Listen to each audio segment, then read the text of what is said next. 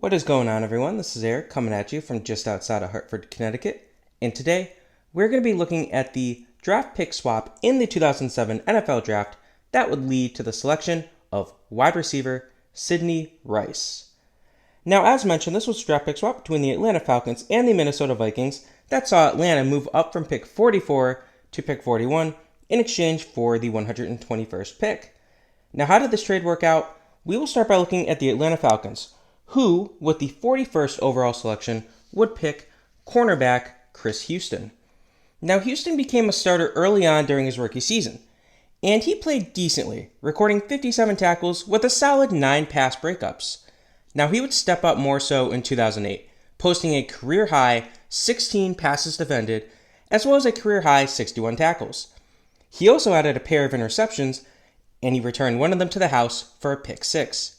Now, he had a slight down year in 2009, as he got only 9 passes defended and 1 interception. Still impressive, but he did deal with injuries. Now, he ended up getting traded as he just didn't necessarily fit the team's scheme anymore. So he gets traded to the Detroit Lions in exchange for a pair of late-round draft picks, the first which was a 6th rounder in 2010. This would be the 171st overall, and with that, Atlanta would grab safety Shane Schillinger. Now, Schillinger spent 2 years as a special teamer, recording 19 tackles before he was cut. Now, Atlanta also got a 2011 7th round pick. This would become the 210th overall selection, and with that, they would grab guard Andrew Jackson. Now, Jackson would spend 1 year on the team, but he did not appear in any plays, and then he would end up getting released. Not the best for Atlanta. Still, Chris Houston was a solid starter for a couple years. Now, how did Minnesota do? So Minnesota got the 44th overall pick in this draft, and they would use that to grab wide receiver Sidney Rice. Now, Rice would spend his first 2 years in a backup role for the Vikings, managing to record a combined 46 receptions for 537 yards and a decently impressive 8 touchdowns. Now, by 2009, Rice won a starting job, and he flashed with amazing chemistry alongside the new Viking quarterback Brett Favre. He had a career year in 2009, recording 83 catches for 1,312 yards and 8 touchdowns.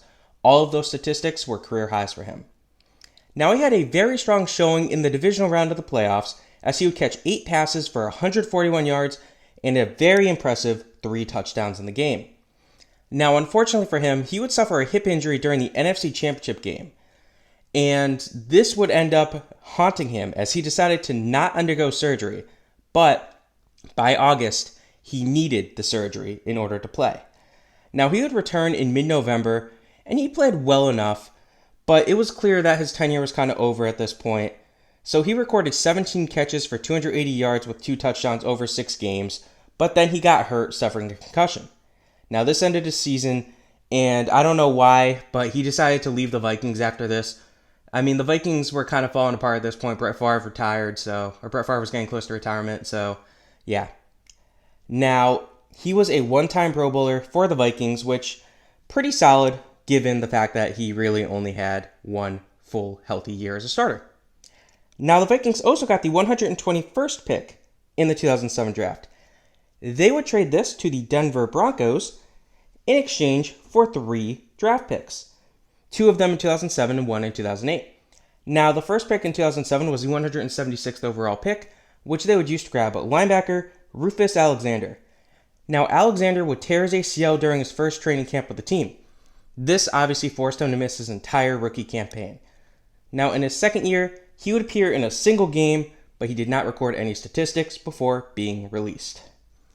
Minnesota also got the 233rd overall pick. They would use this to grab wide receiver Chandler Williams. Williams was cut after a single training camp.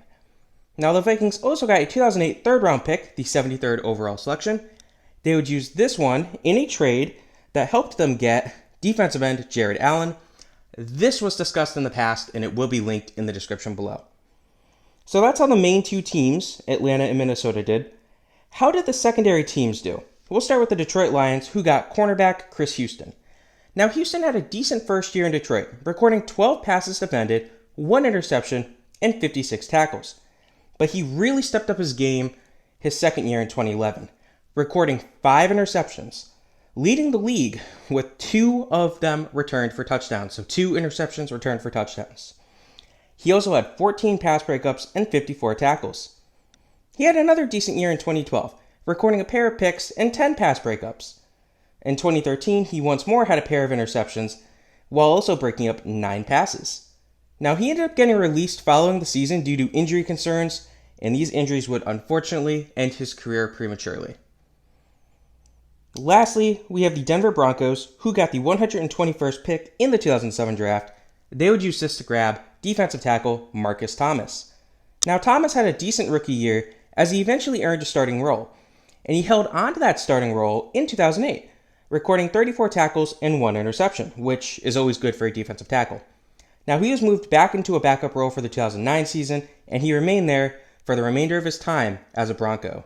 Across 5 years, Thomas recorded 147 tackles, a single sack, and a pair of interceptions. Now, this was the Sidney Rice trade. Hope you guys enjoyed this. Have a good rest of your day.